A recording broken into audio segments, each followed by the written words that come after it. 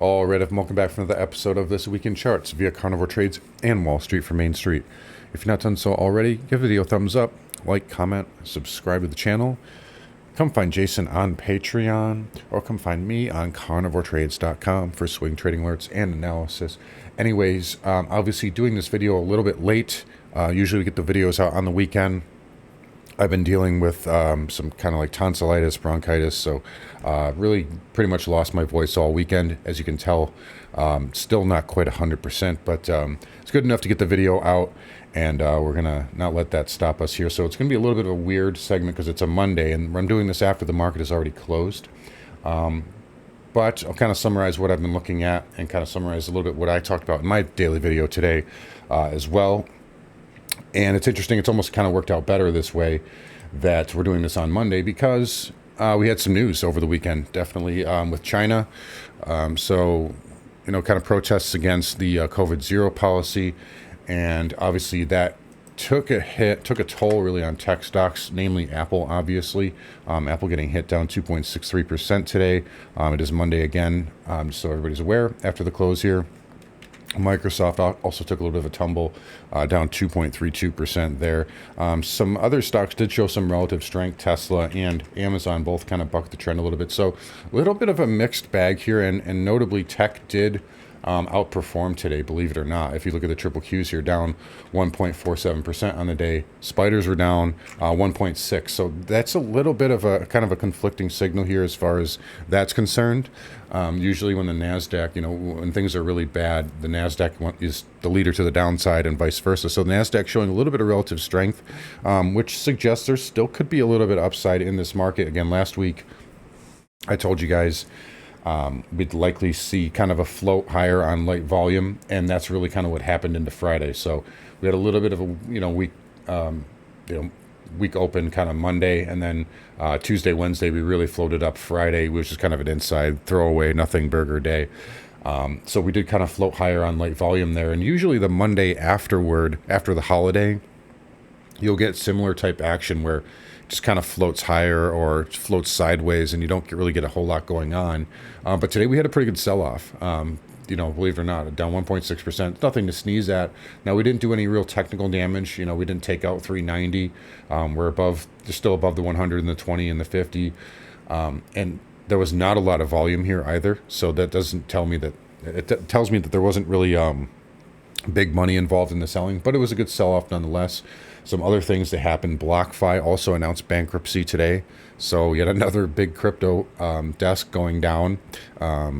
And I mean, right? Like who would have thought that could happen? Obviously, not good for the sector here. We can flip over to Bitcoin really quick. We usually save that for last, but again, Bitcoin.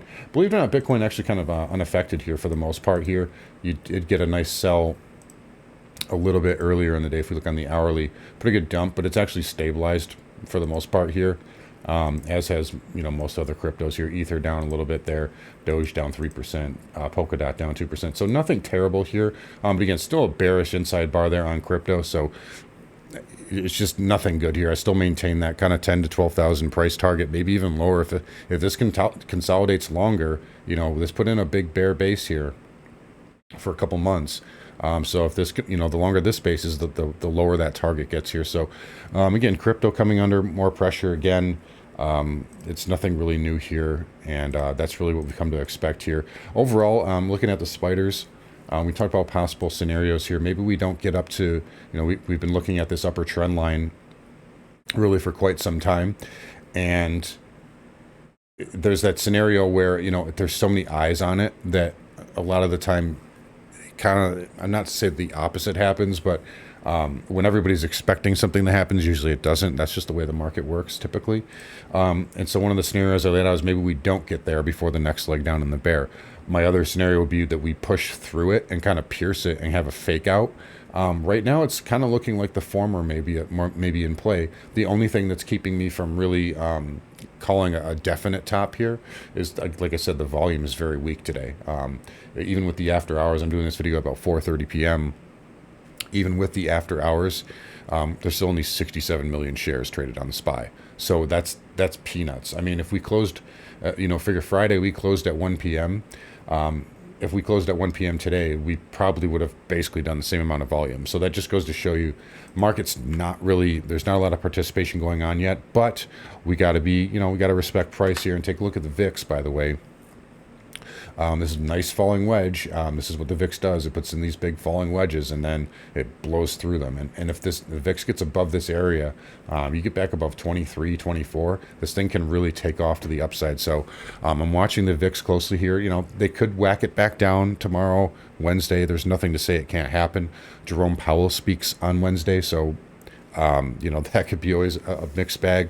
But James Bullard came out today, and he really he just beat the market up. Take a look at the intraday here, just selling all day long. And he was, he talked about, well, we got to have a 5%, 7% rate. I don't know what he's talking about there. It sounds to me like he's just, short or something. But in any case, the 2-year here is actually, if you take a look here, the 2-year actually got kind of a bid today. So a little bit of mixed bag. And the Fed funds rate's really not that far away from the 2-year now. The 2-year Treasury note yield is, let me check, 4.44 right now. And the Fed funds rate is right under 4%. So it's not that far away. So I don't know what he's talking about with 5 to 7% here. It just sounds to me like he just wants to beat the market up for no reason. But you do have that. You do have that coming into play. We have Powell speaking Wednesday.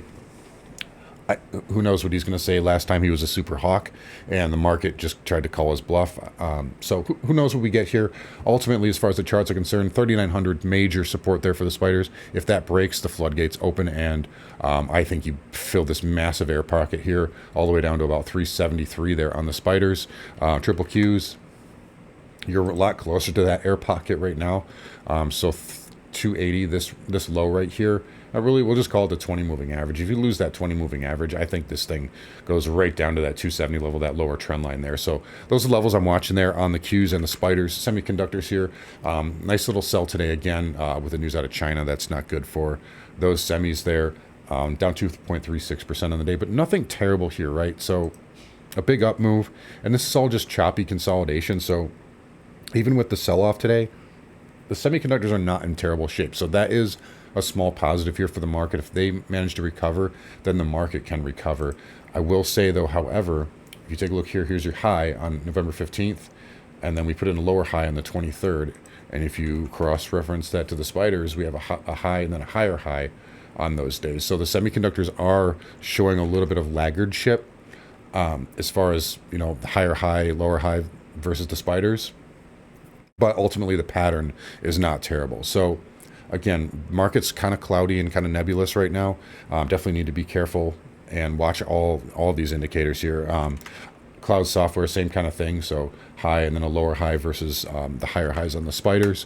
The Dow transport, same kind of thing. So high and then a lower high versus the Dow, which has had a high and a higher high, and the spiders, which is a high and a higher high. So conflicting signals here, a little bit of divergence. I don't want to see the transports and the semiconductors lagging. That's not a good sign. It never is. And the Dow is showing leadership here, which is also not a good sign. You want to see the NASDAQ leading. Look at the diamond Dow Jones here, how that's performed since October 13th.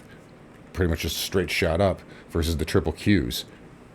Qs are weak. So you're seeing money not go into risk assets. You're seeing money go into Home Depot, United Health, Walmart, Coca-Cola. Like these are defensive names. These are not names that you look for when you have a higher risk appetite, right? Look at Tesla.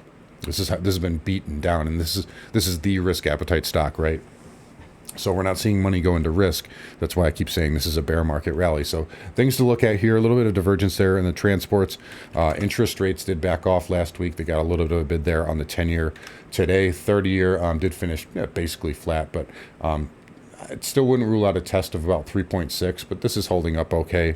All things considered, we talked about the 2-year. That actually triggered an inverse head and shoulders. So this is the 2-year Treasury note, not the yield.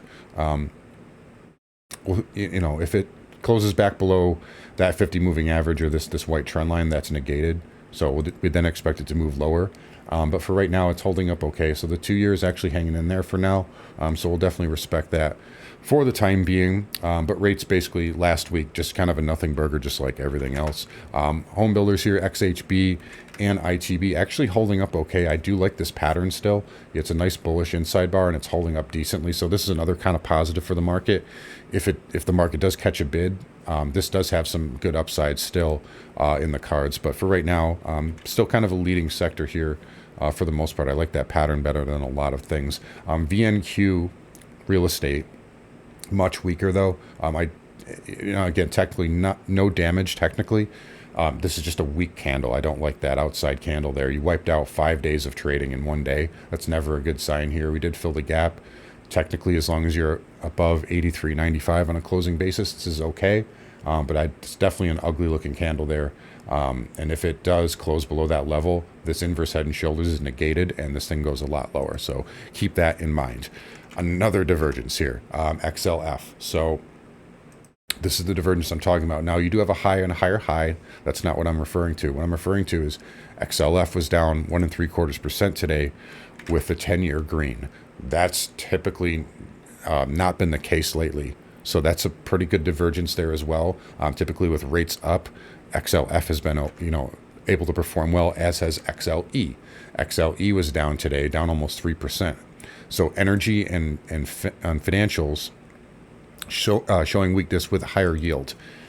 That's again, that's a divergence. That's a new development. These are the things you got to pay attention to as a trader, as an investor. When you see the internals and the things starting to shift under the hood, this definitely gets my attention. So XLE coming under a little bit of pressure here.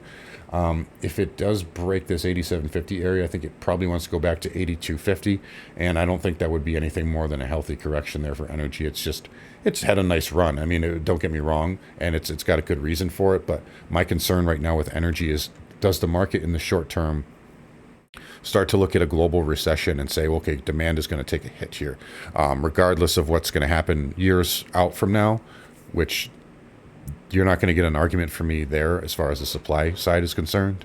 But in the near term, the market's going to look at, if we have a recession, that's going to hurt demand. So that's something that you might want to take into consideration here. Crude finally did hit my trend line.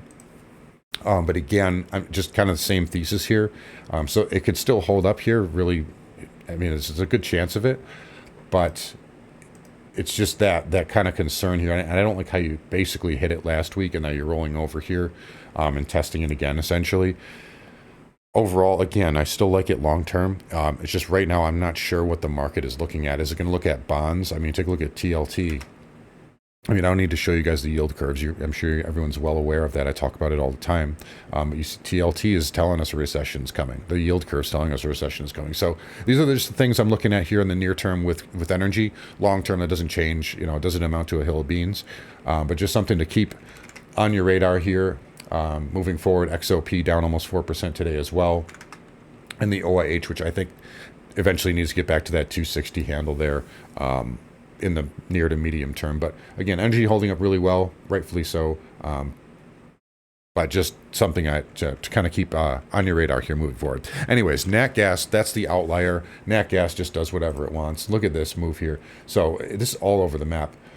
Big move down, V-shaped recovery, kind of a micro flag, huge gap up, then fills the gap, then just kind of resumes this kind of previous flag pattern, and then boom, huge move, engulfing reversal on Friday, then a gap up today, and then it almost filled the gap today with that little dip intraday. If we flip over, you can see that, there it got down to 692, 693, didn't quite fill the gap, but just crazy volatility in nat gas here. I wouldn't do anything with it at the moment. It's just too all over the map here, but it's holding up well, and I'm going to give it the benefit of the doubt for now, especially going into winter with the problems in Europe right now. Anyways, dollar index here, holding up well. It had a nice little sell-off and basically got to that 200 moving average, double bottom, tested it, and that's a good-looking candle there off the lows there for the dollar. If this does break, I'm still looking for 104, maybe into 102, 103. I'm not sure if it gets there yet, but for right now, those are the levels I'm watching there on the dollar index. But nice little rally there today. Some of the other energy names before I forget, CCJ, no real change last week, although it did sell off with everything else today. And again, we're watching that weekly inside bar there. And then the URNM, same thing. So Just watching that weekly inside bar right now. But again, no real action last week where we did sell off, excuse me, with everything else this week. As far as kind of like the potash names and stuff, no real, I mean, this was kind of a nothing burger last week for MOS, excuse me, and NTR. IPI just kind of chopping in this lower range. So this is definitely the weaker one here moving forward. DBC, a little bit of weakness last week, but again, I still like the long-term pattern here. I really like it. Big move up, and you're just working off a parabolic move. So this can take time, but you know, and it can take longer than you think. But I do like the long-term move here for DBC. Okay, let's get over to PMs. Yeah, we talked about the dollar, so let's get over to gold here. So gold did gap up today, and then it came back in again with the weaker dollar. You see the GLD there in the corner of my screen, pretty much faded all day long and filled the gap there. I'm not sure what this wants to do in the near term, but there's nothing terrible with what it's doing right now. I just would have preferred not to have a gap up like that. But overall, it's hanging in there okay. We pulled back a little bit last week, bounced off of that 100 moving average and put in a nice tail candle. If this firms up a little bit, or if this kind of just chops in this range for a little while, this is telling you it wants to make one more leg up here. So gold is actually holding up okay. Silver, same thing, although I don't like that daily candle there on silver. I'll say that much. But for right now, it's holding up again. More chop is okay. That tells you it wants to go higher. For right now, it's hanging in there all right, and I don't have an issue with it for the most part. Platinum continuing to be the rock star here as it is green in a down market with the dollar green. So platinum continuing to hold up well. I don't have any trades on it at the moment though, but I do like it right now. And then copper, also kind of a nothing burger today. It did back off of the highs last week with kind of an engulfing reversal, so not a great look there a week or two ago. And it's really just kind of holding in. It's kind of a holding pattern right now, so no real bias on it either way. We talked about crypto already. Yeah, let's get back over to the spiders really quick. So again, just to reiterate the levels, upside max I see right now is probably around 410 if we get there. But this 200 moving average has been defended twice now. So you could basically make the case that we've tested it just by that little, you know, if you get, it got so close, you got to call it a test at this point. At least that's the way I kind of like look at it. But that 200 moving average is defended twice now. Could we get through it? Could Powell say something? Yeah, sure. But I don't see us getting much through this trend line or 410, and especially not that 411, 412 area. On the downside, you bulls really want to hold 390. If that breaks, there's a massive, massive air pocket from this close. So 374 all the way really up to 390. So just be aware of that moving forward. That is something I am watching the rest of this week here. Anyways, guys, going to wrap it up here. Sorry for the delay on the video. Hopefully my voice feels better over the next couple of days. You guys take care. Come find Jason on Patreon. Come find me on carnivaltrades.com. I'll talk to you guys all next week.